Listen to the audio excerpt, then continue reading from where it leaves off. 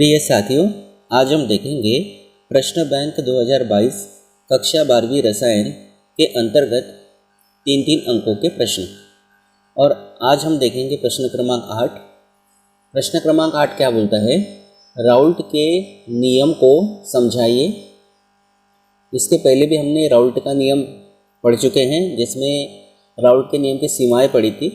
तो फिर से एक बार ये रिपीट करना है अपने को। और बोला इसकी सहायता से, यानी राउल्ट के नियम की सहायता से अवाष्पशील विलेय का, मतलब ऐसा विलेय जिसकी वाष्प नहीं बनती, का आणविक द्रव्यमान, आणविक द्रव्यमान को अणु द्रव्यमान भी कहते हैं, मोलर द्रव्यमान भी कहते हैं, या अणुभार भी कहते हैं। तो इन शॉर्ट हम कह सकते हैं अणुभार, कैसे ज्ञात किया जा सकता है।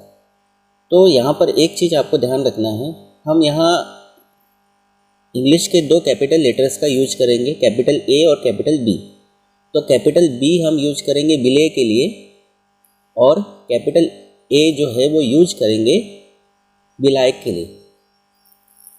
तो अवाष्पशील विलेय बोल रहा है, तो इसके लिए हम यूज करेंगे बी, विलेय के लिए बी।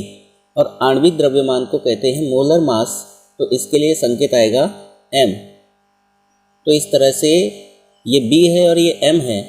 तो अवाष्पशील विलेय का आणविक द्रव्यमान मतलब हमको ज्ञात करना है Mb के लिए सूत्र। Mb का मतलब क्या है? B यानी विलेय और M यानी आणविक द्रव्यमान, यानी विलेय का आणविक द्रव्यमान या अवाष्पशील विलेय का आणविक द्रव्यमान। और इसके लिए मदद लेना है अपने को राउल्ट के नियम की। तो सबसे पहले राउल्ट का नियम क्या है? एक बात तो यहाँ पे लिखे भले ही नहीं है, आप लिख सकते हैं कि राउल्ट का नियम जो है अवाष्पशील विलेय के लिए लागू होता है और साथ ही तनु विलयन के लिए लागू होता है। राउल्ट का नियम अवाष्पशील विलेय के लिए और तनु विलयन के लिए लागू होता है। तो अवाष्पशील विलेय है और ये हमको मान लेना है कि हमारा जो विलयन बना है वो तनु है। तो राउल्ट का नियम क्या है? राउल्ट का नियम कहता है किसी विलयन का आपेक्षिक वाष्पदाब अवनमन, यानी हम जो विलयन बनाएंगे उसका आपेक्षिक वाष्पदाब अवनमन, यानी वाष्पदाब में आपेक्षिक अवनमन ही है, P0A minus PA upon P0A, ये कहलाता है वाष्पदाब में आपेक्षिक अवनमन।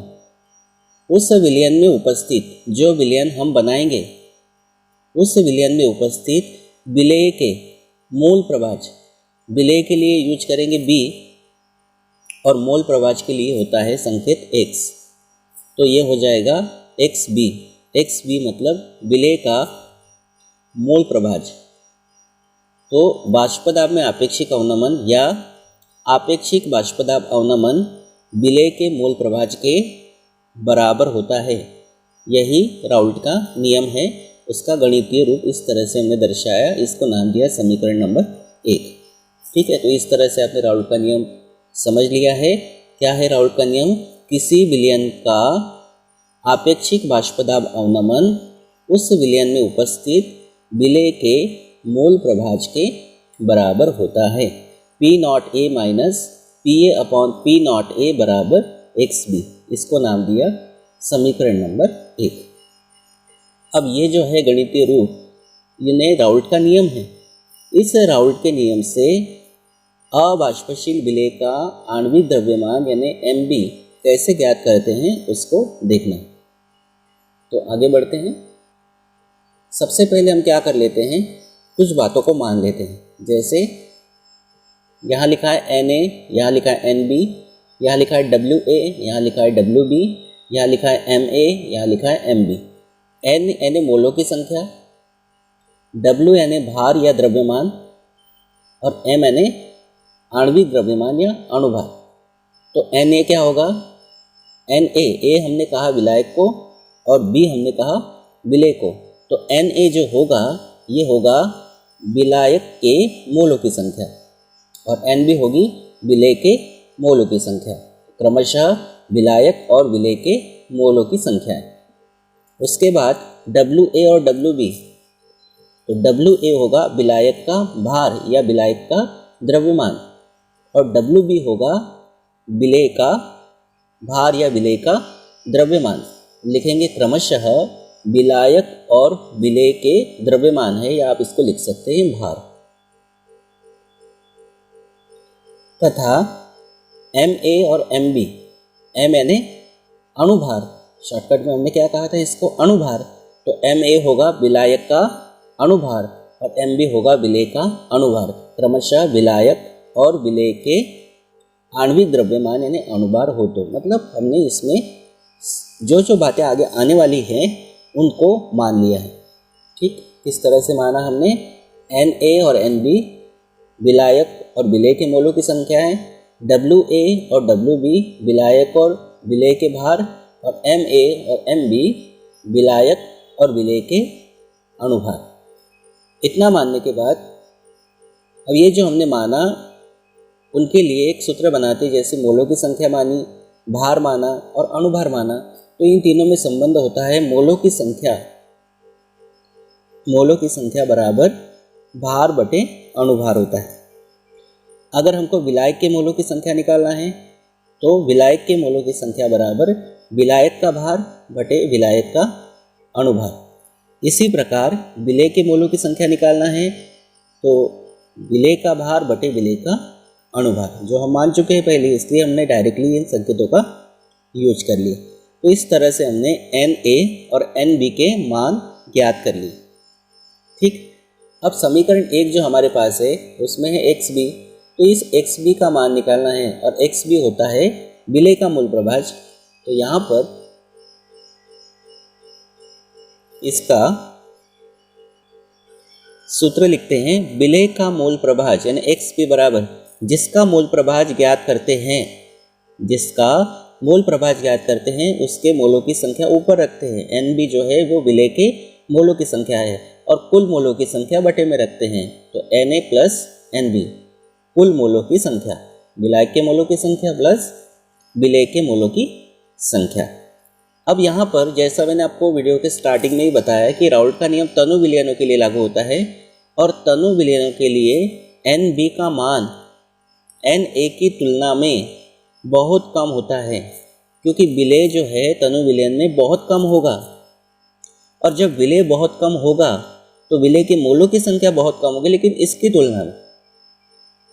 तुलना में बात हो रही है, यहाँ नहीं, ये तो अकेला ही है ऊपर, इसकी किसी के साथ तुलना नहीं हो रही, यहाँ पे बात हो रही, क्योंकि यहाँ दो है अवयव, एक तो विलेय के मोलों की संख्या है और विलायक के मोलों की संख्या है। तो यहाँ जहाँ तुलना हो रही है ना, उसी के बारे में हम बात करेंगे। तो Nb जो है यानी विलेय के मोलों की संख्या, ये विलायक के मोलों की संख्या की तुलना में बहुत कम होती है, यानी Nb का जो मान होगा वह Na के तुलना में बहुत कम होगा। क्यों? क्योंकि तनु विलयन है, और जब विलेय कम होगा यानी बहुत कम होगा तो विलेय के मोलों की संख्या भी बहुत कम होगी। तो इसकी तुलना में ये बहुत कम है, इसका मतलब ये लगभग बराबर जीरो ही है। जैसे मान लीजिए Na हाथी है और Nb चींटी है, तो हाथी की तुलना में चींटी का वजन बहुत कम होगा, या कहेंगे कि नहीं के बराबर है, यानी जीरो ही मान लो ना। तो इसीलिए Nb लगभग बराबर जीरो। लेकिन कहाँ रखेंगे? यहाँ नहीं रखना है, क्योंकि यहाँ तुलना नहीं हो रही है। अगर ऊपर रख देंगे तो फिर दिक्कत हो जाएगी, xb का मान जो है वो ना जीरो हो जाएगा। तो इसीलिए आपको यहाँ रखना है, Nb का मान क्या रखेंगे? जीरो, यहाँ तुलना हो रही है। तो इसी में ये जो xb है, xb बराबर ऊपर है Nb और बटे में है Na प्लस जीरो का कोई मतलब नहीं। Nb का मान हम निकाल के रख चुके हैं, Wb अपॉन Mb बटे Na का मान हम निकाल के रख चुके हैं, इसीलिए निकाला था क्योंकि यहाँ इसकी आवश्यकता थी। तो Wa अपॉन Ma। अब इसको आगे बढ़ाते हैं, xb बराबर Wb अपॉन Mb, ये लिखा, और ये होगा भाग उलट गुणा, तो Wa अपॉन Ma का होगा Ma अपॉन Wa। तो देखो इसमें आपका Mb आ गया, और Mb क्या है? विलेय का आणविक द्रव्यमान या विलेय का अणुभार। तो ये हमारा आ गया है। अब हमारा काम बनने वाला है। जो xb का मान आया है, ये xb का मान आपने जो राउल्ट का नियम स्टार्टिंग में लिखा है, जो गणितीय रूप लिखा है, समीकरण 1 नाम दिया है, उसमें हम xb का मान रखेंगे। समीकरण 1 में रखने पर xb का मान, तो मान रखने पर क्या आएगा? P0a minus Pa upon P0a बराबर, ये मान रख दिया हमने xb का, अब यहाँ से हमको चाहिए विलेय का आणविक द्रव्यमान या विलेय का अणुभार। तो इसको हम इधर लेके आएंगे, ये बटे में है, गुणा में चला जाएगा इधर, बराबर यहाँ WB जैसा का वैसा है गुणा MA जैसा का वैसा है, P0 ये बटे में है वो गुणा में चला गया, अपॉन ये तो इधर आ गया है, यहाँ बचा है WA और ये जो है ये गुणा में है, ये जो है ये गुणा में है ऊपर, तो ये बटे में आ जाएगा। तो इस तरह से हमको मिलेगा MB बराबर WB into MA into P0A upon P0A minus PA into WA। और ये जो फार्मूला है इसको नाम दिया हमने समीकरण नंबर 2, और यही फार्मूला है जिसकी सहायता से हम अवाष्पशील विलेय का आणविक द्रव्यमान ज्ञात कर सकते हैं। लेकिन कब? जब ये मान हमारे पास पता हो। तो हम लिखेंगे समीकरण 2 ही राउल्ट के नियम की सहायता से अवाष्पशील विलेय का आणविक द्रव्यमान यानी MB ज्ञात किया जा सकता है। समीकरण ऐसा लिख देते हैं, समीकरण 2 में लिख देते हैं, समीकरण 2 में राउल्ट के नियम की सहायता से अवाष्पशील विलेय का आणविक द्रव्यमान MB ज्ञात किया जा सकता है। ठीक है, उसके बाद एक प्रश्न और देख लेते हैं, और अगला प्रश्न है हमारा, स्थिर क्वाथी मिश्रण किसे कहते हैं? स्थिर क्वाथी मिश्रण किसे कहते हैं? यह कितने प्रकार के होते हैं? उदाहरण सहित समझाइए। तो सबसे पहले स्थिर क्वाथी मिश्रण क्या है इसको देखते हैं। स्थिर क्वाथी मिश्रण को ही कहते हैं एजियोट्रोप, और एजियोट्रोप का मतलब होता है बिना परिवर्तन के उबालना, बिना परिवर्तन के उबालना या बिना परिवर्तन के उबलना। अब नाम से ही समझ में आता है, स्थिर क्वाथी यानी जो क्वाथी यानी क्वथनांक, और स्थिर यानी फिक्स रहेगा, और मिश्रण यानी इसमें 2 अवयव रहेंगे। इसका मतलब ये है कि ये जो है ये हमारा द्विअंगी विलयन रहेगा जिसमें 2 अवयव होंगे। अब स्थिर क्वाथी मिश्रण क्या है, इसके लिए पहले एक उदाहरण देख लेते हैं। ये उदाहरण हमारे पास है एल्कोहल। एल्कोहल मतलब C2H5 सिंगल बॉन्ड OH, इसको लिए हमने 95.6%, और जल यानी H2O ये लिए हमने 4.4%, दोनों का टोटल 100 हो जाएगा। अगर आप एल्कोहल को 95.6% लेते हो और जल को 4.4% लेते हो, और दोनों को लेने के बाद, दोनों का मिश्रण बनाने के बाद 2 अवयव है, इसलिए मैंने आपको कहा था ना इसमें कि द्विअंगी विलयन है, 2 अवयव होते हैं जिसमें, उसको हम द्विअंगी विलयन कहते हैं। तो एल्कोहल और जल दोनों का बिल्कुल फिक्स मात्रा लेंगे, 95.6 ही लेना है और 4.4% जल लेना है। तब ऐसे मिश्रण को अगर हम गर्म करते हैं, तो गर्म करने के बाद ये मिश्रण 78.13 एकदम फिक्स टेम्परेचर रहेगा, 78.13 डिग्री सेल्सियस पर यह मिश्रण उबलता है, और उबलने के बाद उसी ताप पर आस्वित होता है। इतने तापमान पर उबलेगा भी और उसी तापमान पर आस्वित होगा, यानी उसकी भाप बनेगी।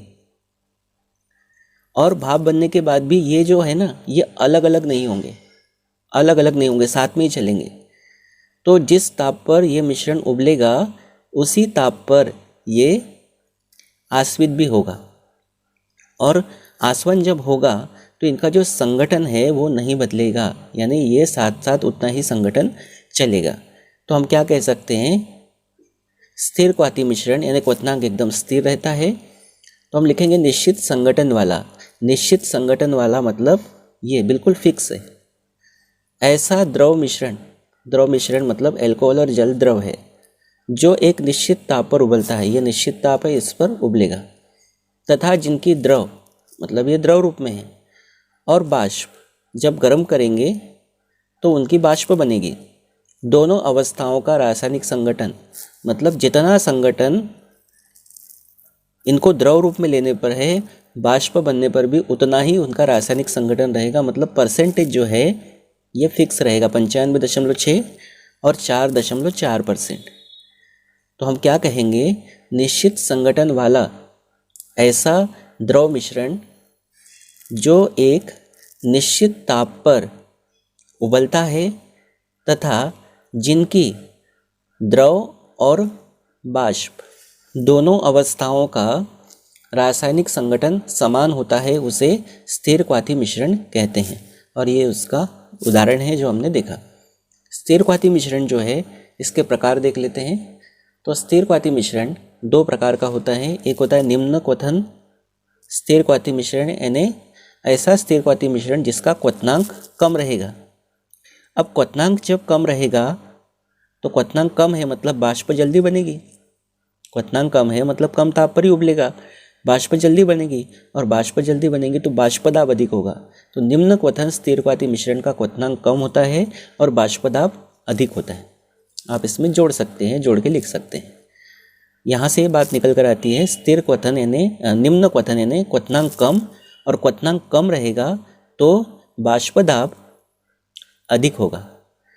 और निम्न क्वथन स्थिरक्वाथी मिश्रण जो है, मिश्रण यानी एक प्रकार का विलयन, तो ऐसे विलयन जो राउल्ट के नियम से धनात्मक विचलन प्रदर्शित करते हैं। निम्न क्वथन स्थिरक्वाथी मिश्रण राउल्ट के नियम से धनात्मक विचलन प्रदर्शित करते हैं, और साथ ही साथ इनका क्वथनांक कम होता है और वाष्पदाब अधिक होता है, ये इसमें लिख सकते हैं। और अभी हमने एग्जाम्पल देखा था C2H5 सिंगल बॉन्ड OH यानी एल्कोहल, ये लिखा था, ये अल्कोहल का फार्मूला एथिल एल्कोहल, और जल मतलब H2O, इनका परसेंटेज देखो एकदम फिक्स है। तो ये जो उदाहरण इसमें लिया था, ये स्थिरक्वाथी मिश्रण का उदाहरण तो लिया था, लेकिन स्थिरक्वाथी मिश्रण में भी ये निम्न क्वथन का उदाहरण था, तो अलग से उदाहरण न लेके यही का उदाहरण हमने उठा के इसमें लिख दिया है। अब आपको ये बात समझ में आ गई है, तो ये बात जो है ये भी बहुत ही अच्छे से आपको समझ में आ जाएगी। उच्च क्वथन स्थिरक्वाथी मिश्रण यानी क्वथनांक कैसा रहेगा, उच्च रहेगा, और जो क्वथनांक है मतलब ज़्यादा ताप देने पर भाप बनेगी, तो क्वथनांक ज़्यादा है तो वाष्पदाब कम होगा। और साथ ही साथ ये जो उच्च क्वथन स्थिरक्वाथी मिश्रण है, ये ऐसे विलयन हैं जो राउल्ट के नियम से ऋणात्मक विचलन प्रदर्शित करते हैं। और इसके लिए सिंपल उदाहरण लिया HNO3 नाइट्रिक अम्ल, ये लिया 68%, और जल ये लिया 32%। आपको दोनों % याद करने की ज़रूरत नहीं है, आपने 68 याद कर लिया है तो 100 में से इसको घटा लेंगे तो ये 32% अपने आप समझ में आ जाएगा आपको। जैसे अगर आप इसका याद रखते हैं 4.4, तो 100 में से घटा लेंगे 4.4 को तो 95.6 आ जाएगा। तो इस तरह से आपने स्थिरक्वाथी मिश्रण क्या है और इसके जो प्रकार है दोनों, उसको भी बहुत अच्छे से कवर कर लिया।